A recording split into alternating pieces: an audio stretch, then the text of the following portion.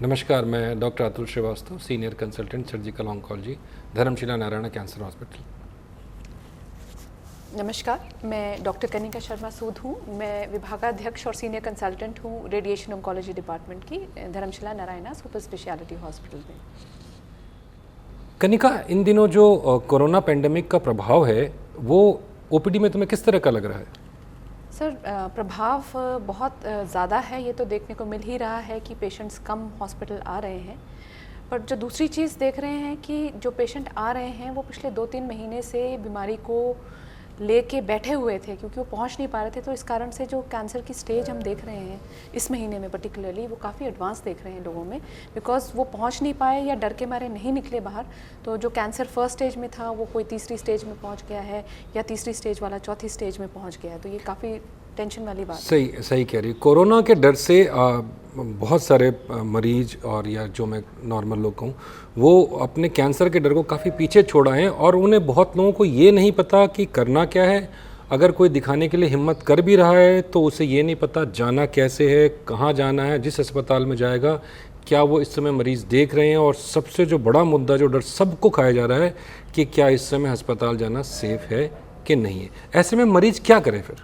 Sir, मैं कहूँगी डर गलत भी नहीं है। जिस तरह से ये बीमारी रही है, इसका बिहेवियर रहा है, और जैसे जैसे नंबर ऑफ़ केसेस बढ़ रहे हैं तो डरना सही भी है। बट हैविंग सेड दैट, मैं ये भी कहूँगी कि कैंसर कोरोना से पीछे नहीं जाना चाहिए। जो कोरोना है वो ठीक हो सकता है, बट कैंसर अगर आप रोक के घर बैठ गए तो कैंसर तो डे बाय डे बढ़ना ही बढ़ना है।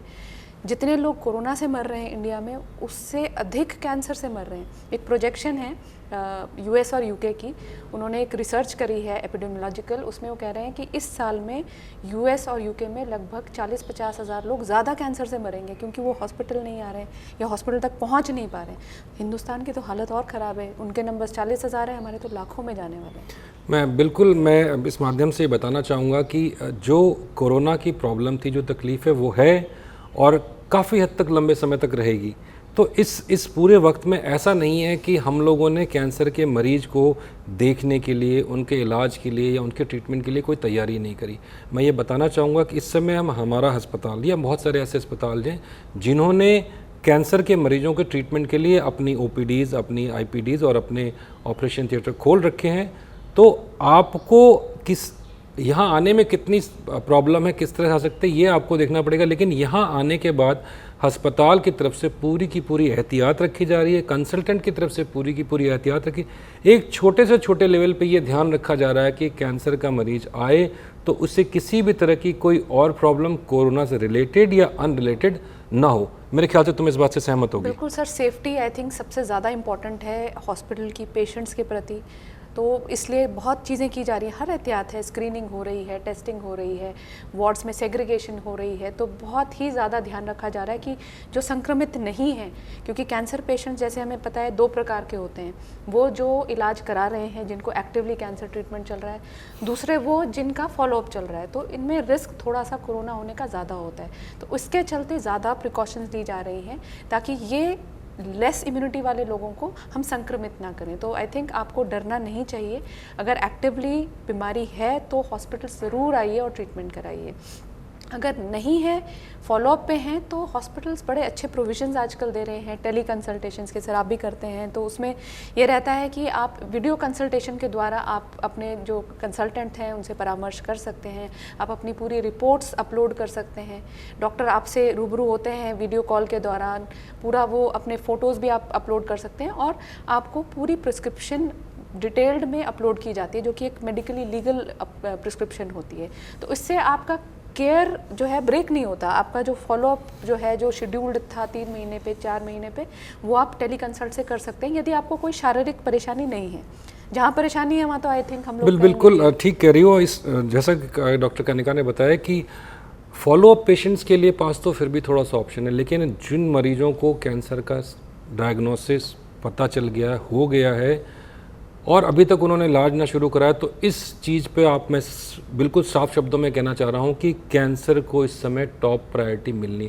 क्यों, कैंसर का रोग हो गया तो देखिए अपने आप हो जाएगा नहीं, उसका आपको इलाज शुरू करना ही करना पड़ेगा। और हर रोज़ जो कैंसर की अपना बायोलॉजिकल भी है उसने बढ़ना है। तो कोरोना हो ना हो वो तो एक अलग बात है, लेकिन कैंसर तो आपको हो गया है।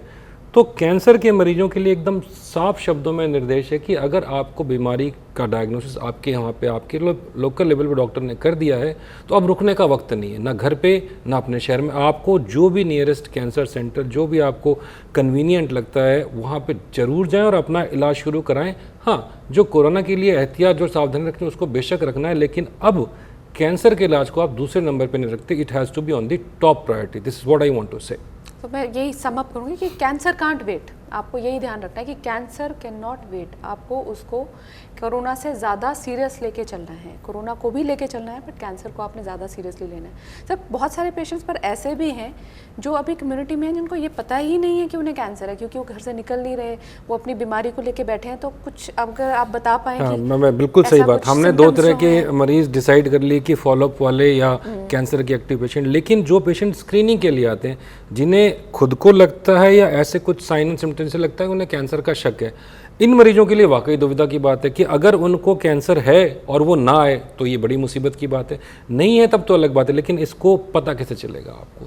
तो जैसा कि हम हमेशा से कहते हैं कि हर कैंसर के ऑर्गन के कुछ ना कुछ साइन एंड सिम्टम्स होते हैं, उन चीज़ों को अगर आप ध्यान में रखें तो आप अपनी प्रायोरिटी अपने हिसाब से खुद सेलेक्ट कर सकते हैं कि आपको अस्पताल जाना चाहिए, किस प्रायोरिटी पे आपको उस चीज़ रखना है। जैसे मैं जो कॉमन कैंसर में मुंह के कैंसर की बात करता हूँ, तो मुंह में, ज़बान में, गाल में, जबड़ों, मसूड़े में, तालू में कहीं पे भी कोई ऐसा छाला हो जो पेन भी नहीं करता हो लेकिन कई दिनों से ठीक ना आ रहा हो, या धीरे धीरे वो बढ़ता जा रहा हो, मुंह से खून, उसको टच करने पे खून आता हो, या गाल में, ज़बान पे कोई सफ़ेद निशान हो, या कोई लाल निशान हो जो बहुत दिनों से ठीक ना आ रहा हो, या गले में कोई गांठ हो जो बिना किसी वजह के आई और बिना किसी वजह के बढ़ रही है। ये कुछ, वैसे तो बहुत सारे कैंसर उनके लिए बताना मुश्किल है, लेकिन अगर इस तरह के कुछ हेड एंड नेक से रिलेटेड कैंसर का शक है तो ये जो कुछ मैंने पॉइंट्स बताए, अगर इनको हम ध्यान रखेंगे तो आप अपने आप को एक इनिशियल लेवल पे खुद स्क्रीन कर सकते हैं। लेकिन इसमें आपका कंप्लीट जजमेंट, अगर आपको जरा सा भी शक है, बेहिचक आपको अस्पताल आना चाहिए। मेरे ख्याल से ऐसे और भी बहुत कैंसर के बारे में बता सकते हैं। मैं कुछ महिलाओं के कैंसर्स के बारे में बता देती हूँ। जैसे बहुत सारी महिलाएं कई बार अपने छाती में गठान महसूस करती हैं, गिल्टी बोलते हैं जिसको। अगर कोई गिल्टी ऐसी है जो अभी नई बनी है, चाहे वो दर्द करे ना करे, आपको ज़रूर दिखाना है किसी ना किसी को। उसके अलावा कोई निपल से डिस्चार्ज हो रहा है, ब्रेस्ट के शेप या साइज़ में कुछ बदलाव आ रहा है, या कुछ दाग पड़ रहे हैं जो कि जा नहीं रहे हैं, आपको भूख कम लग रही है समय के साथ, वज़न कम हो रहा है, आप वेट लॉस नहीं करना चाह रहे हैं बट आपको अनइंटेंशनल वेट लॉस हो रहा है, बॉडी एक्स ऐसी हो रही हैं गांठ के साथ कि आपको लग रहा है कि ये होनी नहीं चाहिए, कहीं निचली कमर में दर्द हो रही है, बच्चेदानी के कईयों को प्रॉब्लम्स आ सकती हैं, गंदा पानी आ रहा है, बदबूदार पानी आ रहा है, रक्तस्राव हो रहा है महीनों के दौरान। तो ये कुछ चीज़ें हैं जो ध्यान देने वाली हैं कि आपको इग्नोर नहीं करनी है। ये इंडिकेट कर सकती हैं अंदर कोई बीमारी है, ज़रूरी नहीं है वो कैंसर है। बहुत सारी बीमारियाँ कैंसर से जैसी ही दिखती हैं, बट आपको एक हॉस्पिटल या किसी भी नज़दीकी स्वास्थ्य सेवा में जाके खुद को दिखाना ज़रूर है। आप चाहें तो वीडियो कंसल्टेशन पे हमसे राय ले सकते हैं। अगर आप फिजिकली ना आ पाएँ तो एटलीस्ट हम आपको गाइड कर सकते हैं कि आपको क्या टेस्ट कराने हैं, सो दैट या आप हमारे पास आके या वीडियो कंसल्टेशन से आप उन टेस्ट की रिपोर्ट्स हमसे शेयर कर सकते हैं और हम आपको गाइड कर सकते हैं कि कैंसर है कि नहीं है। क्योंकि कैंसर एक्सक्लूड करना बहुत ज़रूरी है। जैसे मैंने बिल्कुल शुरुआत में कहा, अगर स्टेज शुरुआती है, बीमारी ठीक हो सकती है अगर आप घर बैठे रहे, क्योंकि संक्रमण कोरोना का रिस्क लेते हुए लोग घर में ही रहना चाहेंगे, तो वो बीमारी की स्टेज हो सकता है इनक्योरेबल की तरफ चले जाए। तो इन सिम्टम्स को आपने इग्नोर नहीं करना है। और भी सर, आई थिंक हम ब्रीफली कुछ सिम्टम्स जो हम एक पूरे शरीर के मान के चलते हैं कि कोई भी वजन में 6 महीने में आका वेट लॉस अगर हो रहा है जिसका कोई कारण नहीं है, आवाज़ में तब्दीली आ रही है, या आपके कहीं चकत्थे या कोई मस्से ऐसे हैं जो नए बन रहे हैं, या आपको कोई, जैसे सर ने छाले बताए, कोई जख्म है, कोई नासूर बन रहे हैं जो ठीक नहीं हो रहे, तो हॉस्पिटल ज़रूर जाना इसी तरह की, जैसे आपको कब्ज़ की बीमारी कोई बड़ी बात नहीं, लेकिन आपको कई सालों से आपको नहीं हुआ, सडनली कब्ज़ की हालत आपको प्रॉब्लम शुरू हो गई और आपके जो देसी या रूटीन इलाज के बाद वो ठीक नहीं हो रही, तो वो इम्पॉर्टेंट है। सडनली लूज मोशन हो जाना, सडनली आपकी जो बाउल हैबिट वो चेंज हो जाए, आपको यूरिन में कोई प्रॉब्लम, ऐसी, मेरा रादर ये कहना है कि जो भी रूटीन प्रॉब्लम हमको होती है उसका अगर हम इनिशियल ट्रीटमेंट, जो हर बंदा अपने लोकल डॉक्टर, फैमिली डॉक्टर के पास जाता है, अगर उसके ट्रीटमेंट से अगर कुछ आसानी नहीं मिल रही है आपको या आपके डॉक्टर को, या आपकी रिपोर्ट में किसी भी तरह का कुछ कैंसर की तरफ का कोई शक है, तो अब वक्त ख़राब करने का कोई मतलब नहीं। कैंसर के अंदर वक्त की बहुत ज़्यादा इंपॉर्टेंट, जैसे डॉक्टर कनिका ने बताया कि वक्त के साथ स्टेज बदलती है। आप वही हैं, हम वही हैं, ट्रीटमेंट वही है, लेकिन अगर वक्त अलग अलग आता है, स्टेज बदलती है, तो हम सेम ट्रीटमेंट में स्टेज 1 और लास्ट स्टेज के अंदर में जो आपका रिजल्ट है आपके ट्रीटमेंट का, उसमें बहुत ज़्यादा फ़र्क पड़ता है। तो सही कह रही थी जैसे पहले कि cancer can not wait, cancer के लिए वक्त बहुत इंपॉर्टेंट है, आप इसका इंतज़ार बिल्कुल नहीं कर सकते। और हॉस्पिटल ने प्रोविज़न इसीलिए ये क्रिएट किया है कि जो वीडियो कंसल्टेशन का जो प्रोविज़न है, क्योंकि बहुत लोग बहुत दूर दराज बैठे हैं, हमारे बहुत ज़्यादा मरीज़ सर यूपी बेल्ट से आते हैं, बिहार से आते हैं, जो कि असमर्थ हैं किसी कारण से। ट्रेन्स वगैरह में भी इतना ज़्यादा आजकल प्रोविज़न नहीं है, इजीली बुकिंग नहीं मिलती है, बट वहाँ से बैठे बैठे भी वो हमारा परामर्श पा सकते हैं। हम थोड़े बहुत उनके जो तकलीफ़ें उनका निवारण भी बता सकते हैं, जो फॉलोअप वाले हैं। तो प्लीज़ यूटिलाइज़ करिए इन कंसल्टेशन सर्विसेज को, बिकॉज ये आप ही के लिए क्रिएट करी गई है। टेक्नोलॉजी जो है इस समय हम सबसे ज़्यादा यूटिलाइज़ कर पा रहे हैं आप लोगों की सेवाओं के लिए। तो वो आपको कुछ नंबर्स बताए जाएंगे जिन पे आप देख सकते हैं, लिंक्स हैं कैसे उस पर किया जा सकता है। यूजुअली कोई कोऑर्डिनेटर्स होते हैं, वो आपको गाइड करते हैं, हेल्प करते हैं, क्योंकि बहुत लोग हेजिटेट भी करते हैं कि ये वीडियो कंसल्टेशन नई सी चीज़ है। हम लोगों के लिए हमें भी बड़ा अजीब सा लगता था, हमने भी सीखा है, हमने कौन सा पहले किया था, बट जैसे जैसे वो आपको गाइड करते हैं, बहुत ही सिंपल है, जैसे एक वीडियो कॉल होती है उसी के समान होता है। बट हम डायरेक्ट व्हाट्सएप कॉल या वीडियो कॉल नहीं सेवाएं दे सकते हैं, क्योंकि मेडिकली या लीगली बहुत इंपॉर्टेंट है। बिल्कुल, बट इसके थ्रू हम आपको सारी ही सुविधाएं जो दे सकते हैं वो कोशिश करते हैं मैक्सिमम आप उसको यूटिलाइज। बेसिकली इस वीडियो कंसल्टेशन में अगर आप हमारे पास सिर्फ रिपोर्ट दिखाने आ रहे हैं या उस रिपोर्ट के बिहाफ पे कोई एडवाइस लेने आ रहे हैं, ये काम एटलीस्ट टेली कंसल्टेशन से बड़े आराम से हो सकता है। या आपका हमने कुछ ट्रीटमेंट शुरू किया, उसका इफेक्ट देखना है कि डॉक्टर साहब मैं पहले से ठीक हो रही हूँ या मुझे तकलीफ बढ़ गई है। ये छोटी छोटी प्रॉब्लम्स के लिए अगर आप ऐसी जगह बैठे हैं जहाँ से पब्लिक या प्राइवेट ट्रांसपोर्ट से आपको आना मुश्किल है, तो इस समय हम टेली कंसल्टेशन है वो आपकी बहुत मदद कर सकता है। हम खुद जिस वक्त हमें लगेगा कि हमें मरीज को इन पर्सन देखना है, हम आपको बताएंगे।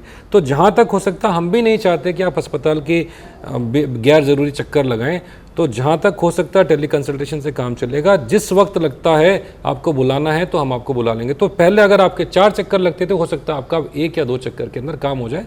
ज़िंदगी आपकी और हमारी दोनों की काफ़ी आसान हो जाएगी। बिल्कुल, काफ़ी सुविधाजनक है। बस इंपॉर्टेंट कुछ चीज़ें जो ध्यान रखनी है कि आपके जो भी रिपोर्ट्स होती हैं उनके फ़ोटो खींच के आपको ना या स्कैन करके आप अपलोड कर दें, तो हमारे पास इंफॉर्मेशन जितनी आएगी, अगर आप कंसल्टेशन से पहले आप भेज देंगे डॉक्यूमेंट, तो हम आपको बहुत डिटेल्ड वे में देख के बता पाएंगे, है ना। उससे आप हमारे पास जितनी इन्फॉर्मेशन आएगी हम उतना ही अच्छा आपको परामर्श दे पाएंगे।